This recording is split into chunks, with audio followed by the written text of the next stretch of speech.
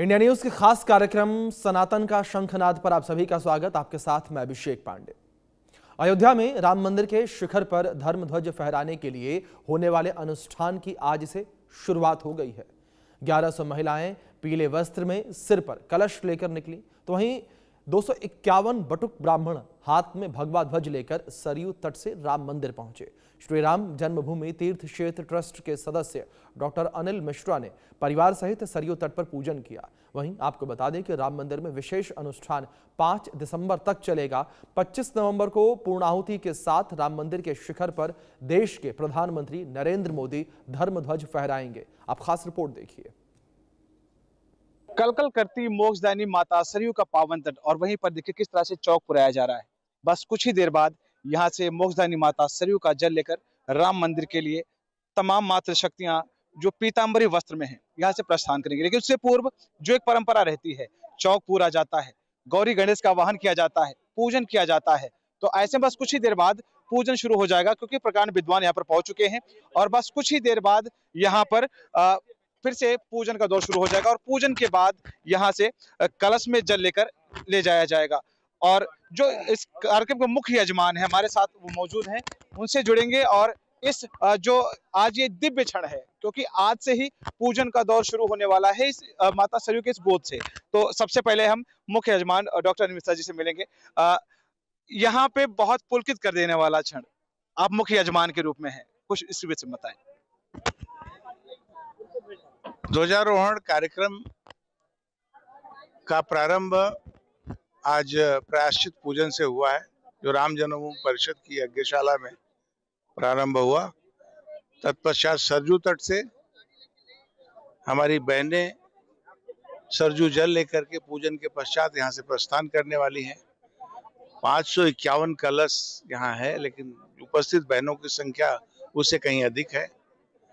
हमको लगता है रास्ते भर वो सब अदल बदल करके सरयू के इस जल का पूजन के लिए ले जाना अपना कर्म समझती हैं, और निश्चित रूप से ये प्रभु राम के इस पावन अवसर, मंदिर का निर्माण पूर्ण होने के पश्चात शिखर पर ध्वजारोहण का कार्यक्रम आगामी 25 तारीख को भारत के प्रधानमंत्री माननीय नरेंद्र भाई मोदी जी, राष्ट्रीय स्वयंसेवक संघ के सरसंघ चालक माननीय मोहन भागवत जी, उत्तर प्रदेश के मुख्यमंत्री पूजनीय योगी आदित्यनाथ जी, उत्तर प्रदेश की राज्यपाल श्रीमती आनंदीबेन पटेल जी की उपस्थिति में संपन्न होगा।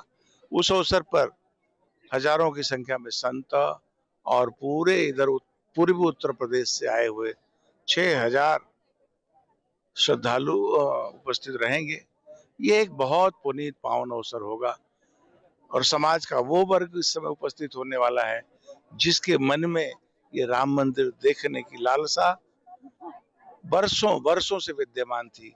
और उस मंदिर के निर्मित होने के बाद ये ध्वजारोहण का कार्यक्रम वास्तव में ऐतिहासिक ही नहीं, लोगों को उद्वेलित करने वाला होगा। हमको लगता है उस दिन पूरे देश भर के जितने मंदिर हैं उनके अंदर भी ये लालसा सुनाई पड़ रही है। सब अपने मंदिरों का ध्वज बदलेंगे, वहां भी हर जगह एक उत्सव होगा, ऐसा लोगों के मुखार बिंदु से सुनाई पड़ रहा है। हर जगह उत्साह होगा, आनंद होगा। पूरे देश में ध्वज तो राम मंदिर पर फहराया जाएगा भारत के प्रधानमंत्री नरेंद्र भाई मोदी जी द्वारा, लेकिन ये उत्सव केवल अयोध्या ही नहीं, भारत ही नहीं, विदेशों में भी लोग इसको आनंद के साथ मनाएंगे। दूरदर्शन इसका जीवंत प्रसारण उस दिन करने वाला है। जो यहाँ नहीं आ पा रहे हैं, अपने घरों में बैठ करके इसको जीवंत देख सकते हैं। बहुत आनंद का क्षण है। निश्चित रूप से ये क्षण फिर दोबारा हमको देखने को नहीं मिलेगा। पूरा देश इसके लिए उत्साहित है, लालायित है। डॉक्टर साहब, जो अयोध्या रूपी जो महाग्रंथ है, जो ये इतिहास है, इसमें एक नया अध्याय जुड़ने जा रहा है, एक नया पन्ना जुड़ने जा रहा है मंदिर की पूर्णता का। मुख्य यजमान के रूप में आप हैं। हर कोई चाहता है कि मैं राम का सेवक बनकर सेवा करूं, ये सौभाग्य आपको मिलता है। ये सरयू मैया प्रभु राम की सेवा करना, ये हर व्यक्ति लालायित रहता है, उसको करना चाहता है। मैं भी उसमें एक हूँ, कोई बहुत बड़ी बात नहीं है। हर व्यक्ति इस लालसा के साथ है जिसको जो अवसर मिलता है उस रूप में इस सेवा के लिए अपने को उद्यत करता है, प्रस्तुत करता है। तो हमारे साथ है डॉक्टर साहब, जो आज मुख्य यजमान के रूप में, फिर से मैं वेदी दिखा दूं एक बार कि किस तरह से जो यहाँ पे प्रकांड विद्वान है वो वैदिक ऋचाओं के साथ बस कुछ ही देर बाद यहाँ पर पूजन पाठ शुरू कराएंगे। देखिए किस तरह से तैयारियां मुकम्मल हैं। माता सरयू का ये घाट, और इस घाट पर किस तरह से पूजन हो रहा है, और तमाम मातृ शक्ति यहाँ पर मौजूद हैं जो यहाँ पर सभी लोग पहुंचे हुए हैं। और बस कुछ ही देर बाद इनके चेहरे पर एक मुस्कुराहट होगी और सर पे होगा कलश, और उस कलश में होगा माता सरयू का जल। कुछ ही देर बाद एक पुलकित कर देने वाला क्षण होगा, मंगल गीत होंगे और वैदिक ऋचाओं के साथ। कितना पुलकित कर देने वाला क्षण है। अरे अपने रामलला के लिए हम लोग जो भी कुछ करें बहुत कम है। रामलला मंदिर में आए उसके बाद उनका ध्वज लगेगा। ध्वज बहुत बड़ी बात होती है किसी भी मंदिर की स्थापना के लिए। उसमें हम लोग जो भी योगदान कर सके बहुत कम है। कलश यात्रा लेके महिलाएं निकलेंगी, ये उनका सौभाग्य है, अयोध्या का सौभाग्य है, हम लोगों का सौभाग्य है। एक बात मैं जानना चाहूंगा, आप गुरु परंपरा से हैं भगवान श्री राम के, और ऐसे में उनका जो राजमहल है बनकर तैयार हो गया, सबसे ज्यादा खुशी आपको होगी मुझे लगता है। बहुत ज्यादा खुशी है। अपने लल्ला के लिए जो भी कुछ कर पाए बहुत कम है। बहुत धन्यवाद। तो अब मैं आगे की भी तस्वीरें दिखाऊंगा किस तरह से। देखिए यहाँ पर व्यापक तैयारियां हैं, किस तरह से पूरी तरह से तैयारियां हैं।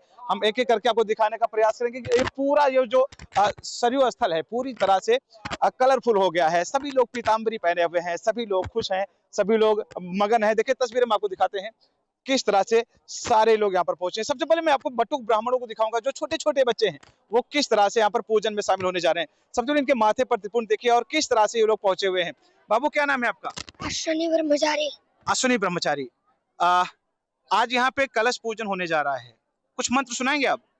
जी सुना दीजिए। हरे ओम सामेधाकिन दुवस्याता रेतैर्बो धायता तेथिम आसमिन हव्या जुहोताना। तो देखिए जो बटुक ब्राह्मण है, छोटे छोटे ब्राह्मण, इधर भी देखिए किस तरह से बिल्कुल पीले वस्त्र में है। महाराज जी मंत्र कौन सुनाएगा इसमें? आप सुनाएंगे? कौन सा मंत्र सुनाएंगे?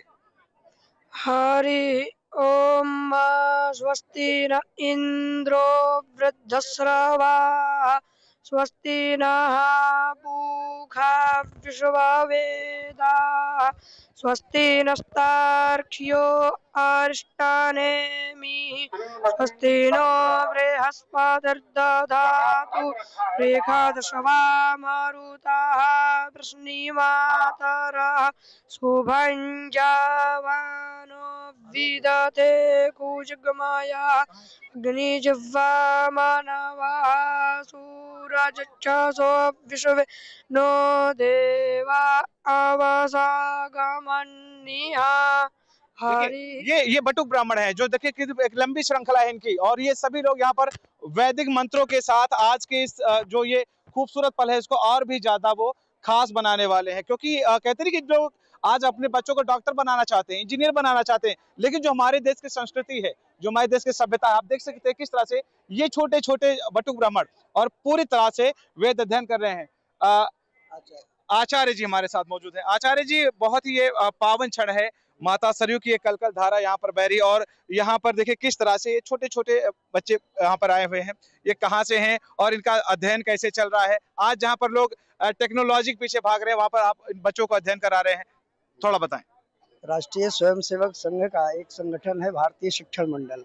पूरे देश में इसके द्वारा गुरुकुल चलाए जाते हैं और इसमें सभी जातियों के बच्चे रहते हैं, सभी विषय पढ़ाए जाते हैं और चारों वेदों का अध्ययन कराया जाता है। तो ये अयोध्या के श्री गुरु वशिष्ठ गुरुकुल के बच्चे हैं जो 102 की संख्या में यहाँ उपस्थित हैं। आपने गुरु वशिष्ठ का नाम लिया तो मुझे लग रहा है कि भगवान श्री राम के गुरु थे, तो ऐसे में और जिम्मेदारियां बढ़ जाती। खुशी का भी वक्त है ये, क्योंकि भगवान श्री राम का मंदिर पूर्ण हो रहा है। तो ऐसे में किस तरह से बच्चे इस खास मौके को और भी ज्यादा खास बनाएंगे?